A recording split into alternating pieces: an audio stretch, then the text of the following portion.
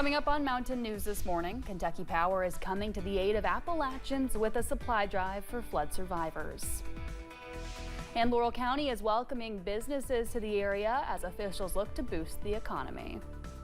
Dedicated to Eastern and Southern Kentucky, this is WYMT Mountain News this morning.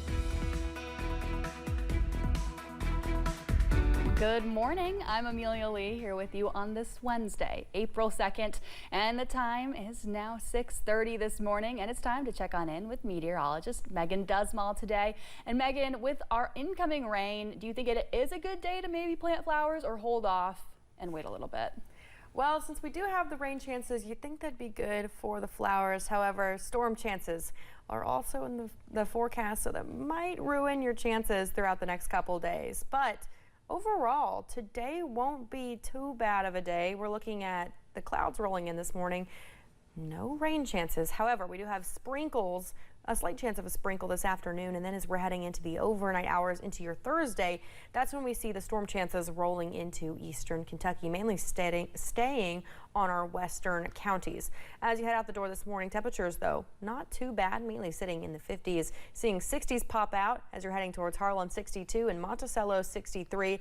And this afternoon will be even warmer. By 11 o'clock, we're going to see those 70s pop out, and by the time we head into 3 o'clock, that's when the 80s will appear. High temperatures for today will be in the low to mid 80s with upper 70s for our Virginia counties. Here's how we'll see that trend shape out over the next couple hours.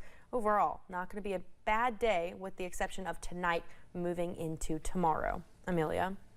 A grand jury has indicted a man accused of sexual assault on UK's campus. Sif Al-Kafaji was indicted on first-degree sexual abuse and second-degree indecent exposure. He is suspected of being involved in 2 separate incidents on UK's campus during the same week in November. In one of the cases, the complaint notes that he pinned a woman against a wall and forcefully kissed her and groped her. He's set to appear in court on April 25th.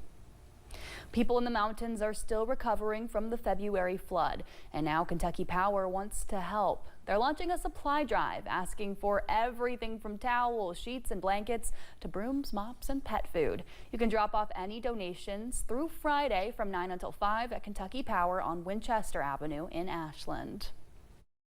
Well, one of our employees was down helping at one of the distribution areas, and he gave us a call and said, you know, maybe we should really try to do another drive and focus it more towards the bedding, towels, washcloths, and, you know, as well as the pet food. And that's what we've done here today. And we really hope that, you know, what we collect here over the next week, we'll be able to take it down there and help out everybody in those southeast counties. All items will be distributed to flood survivors by the Appalachian Regional Healthcare Flood Relief Distribution Center in Pike County. Roofers are working to fix up homes across the state before more rain arrives. Crews with Empire Roofing and Exteriors spent the day fixing the roof of a home in Mount Sterling in Montgomery County. Owner Logan Barker warns against do-it-yourself roofing projects.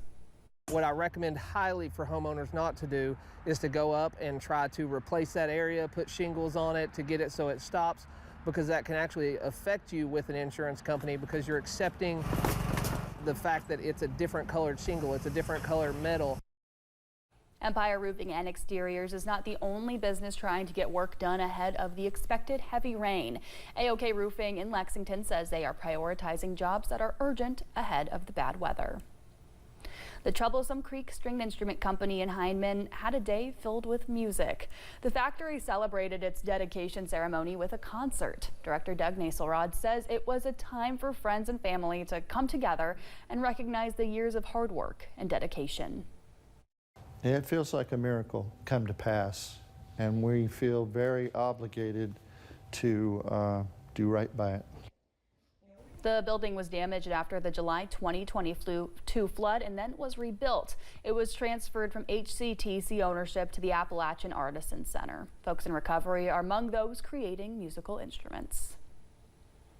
Yesterday, we told you about a House bill signed into law approving funding made available immediately for flood relief. More lawmakers from our area are celebrating the approval. Here's what Senator Scott Maiden said in part of a statement, quote, "Our commitment is to rebuild stronger, smarter, and with full accountability. I'll keep fighting to ensure these resources reach the communities hit hardest, and I'm grateful to my colleagues for working together to make it happen." Kentucky teachers and school employees will soon have paid maternity leave. Governor Andy Beshear signed Senate Bill 9. It requires school districts to provide 30 days maternity leave to each teacher and employee who gives birth. The new law also requires school districts to pay the actuarial cost of sick leave to the teacher's retirement system for future sick leave in excess of 12 days each year. Districts have until July 1st, 2030 to establish a policy. In Western Kentucky, the latest round of federal funds cut by the Department of Government Efficiency is hitting farmers and school districts all at the same time. The cuts left both groups trying to figure out how to move forward with agreements that put farm fresh food on school lunch plates. One of the school districts affected is Oldham County. They've received federal funding since 2023 that allows them to contract with 4 local farmers. It's from a grant through the local flood and schools program set to provide funding from January 2025 to January 2028. A lot of other farms put a lot of money into planting crops and purchasing equipment to be able to provide for the schools this year. And for it to just be cut like that with no warning and no reasoning, it's going to hurt.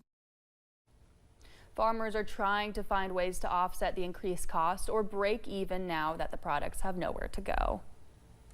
Recently, we told you about some new businesses coming to Perry County in Laurel County. Officials just made announcements about dozens of businesses, including several new restaurants.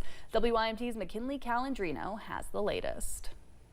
Exciting projects are underway in Laurel County. Officials announced 41 new, relocating, and expanding businesses are being added for the community. So March was pretty explosive to where we had a lot of growth.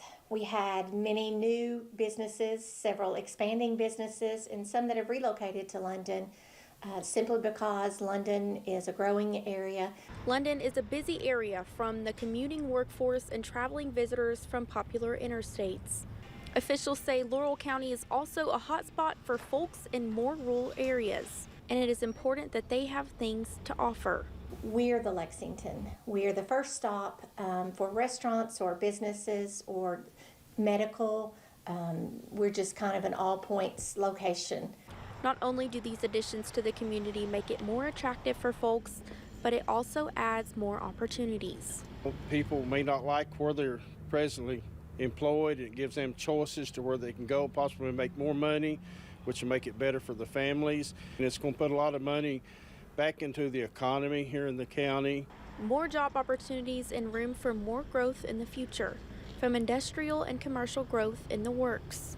Zaxby's, we have Firehouse Subs, we have Jersey Mike's, we have Cold Stone Creamery, Wetzel Pretzel. We have all of those under construction. We have more coming in the future that we've been working on that we're excited about.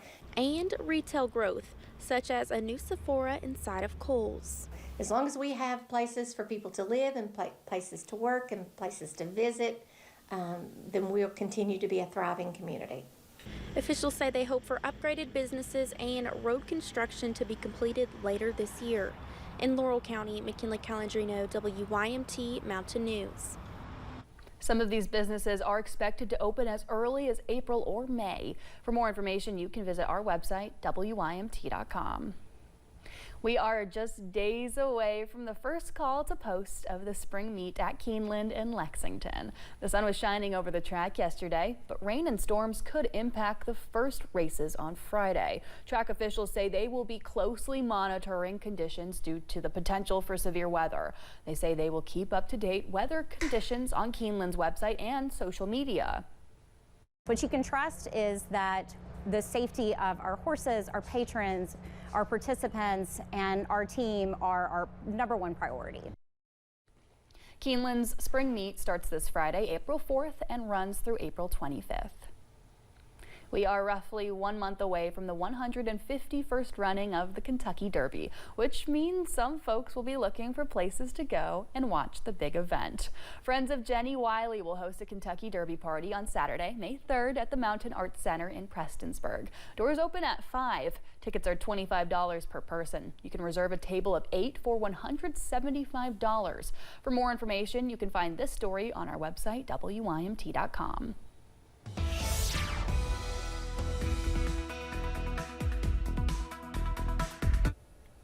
You might need a jacket this morning as those temperatures are a little chilly for some areas, but for others, seeing 60 degrees this morning, 63 for Monticello, 61 in Harlan, but Clintwood, 38 degrees, a little bit chilly this morning.